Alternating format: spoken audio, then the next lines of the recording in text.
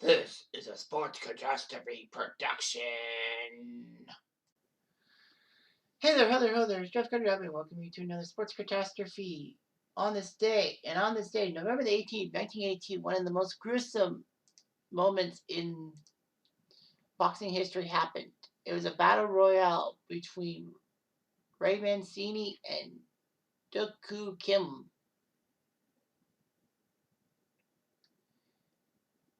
The match at Caesar's Palace would be held in high regard. A little bit about Duk Kim. He was 17-1-1 in his career into the Mancini fight and actually won 8 belts by KO before headed to Las Vegas as the WBA's #1 challenger for the lightweight championship held by Boom Boom Mancini. This was the first time he would fight in North America. The U.S. boxing establishment didn't really regard Kim much. Well, I mean, Americans don't really do well with foreigners, but anyhow. However, Mancini said that the fight could be a war, and I think he might actually do well. Kim actually struggled to lose weight in the days prior to the bout so that he could get under the 135-pound limit, which meant that he could fight Mancini by the win for the title.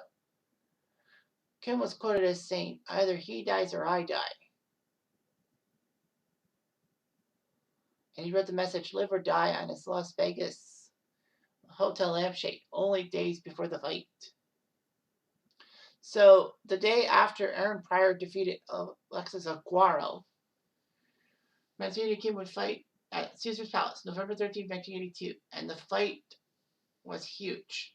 Mancini almost considered quitting. However, Kim tore apart Mancini's left ear and puffed up his left eye, and Mancini's left hand swelled to twice its normal size.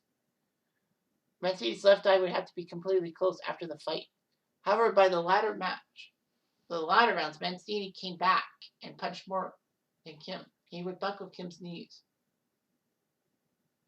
In the beginning of the 13th round, Mancini had a flurry of punches, but Kim was still up and doing well. Sugar Ray Leonard, who was commentating on this fight, said that Kim would come back very strong. It was time for the 14th round.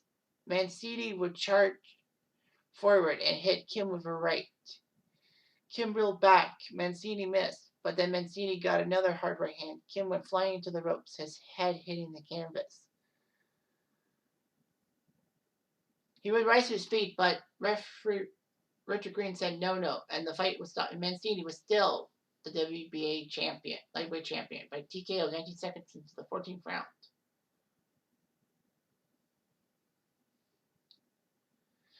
Unfortunately, minutes after the fight was over, Kim collapsed into a coma and was removed from the Caesar's Palace Arena on a stretcher and taken to a hospital.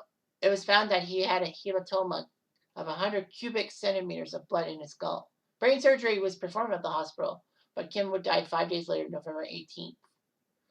The neurosurgeon said it was caused by a punch, of course. Sports Illustrated would publish a photo of the fight on its cover, as you see in the visual, tragedy in the ring. It was even heightened by the fact that CBS actually had the fight for its Sports Spectacular. Kim had never fought 15 rounds before, and Mancini was experienced in all that. There was a lot of problems and all that. Mancini blamed himself for Kim's death.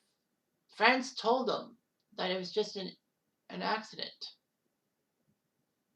Mancini went on with his career, still haunted by Kim's death. Mancini was not the same. He would still have the title for 2 years before Livingstone Bramble took him out. And 1 month after this fight, the Mike Weaver-Michael Dokes fight ended with a TKO 63 seconds into the fight. And the referee said that the Nevada State Athletic Commission gave orders that referees had to be aware of the fighter's health in light of the Mancini-Kim fight, and a rematch was ordered. Kim's mother flew from South Korea to Las Vegas to be with her son before the life support was turned off. 3 months later, she would commit suicide by drinking pesticide. Richard Green, the referee, would actually kill himself by gunshot wound in July of 1983. Kim had left behind a fiancé, despite the fact that South Korean boxers couldn't have girlfriends.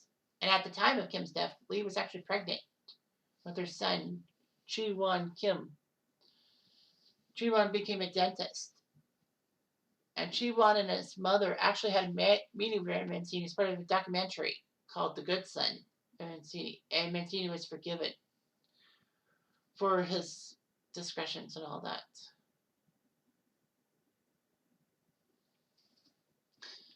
This tragic death would actually be good because it changed regulations. The Nevada State Commission proposed a series of rule changes saying that, the break between rounds was supposed to go from 60 to 90 seconds, but was rescinded.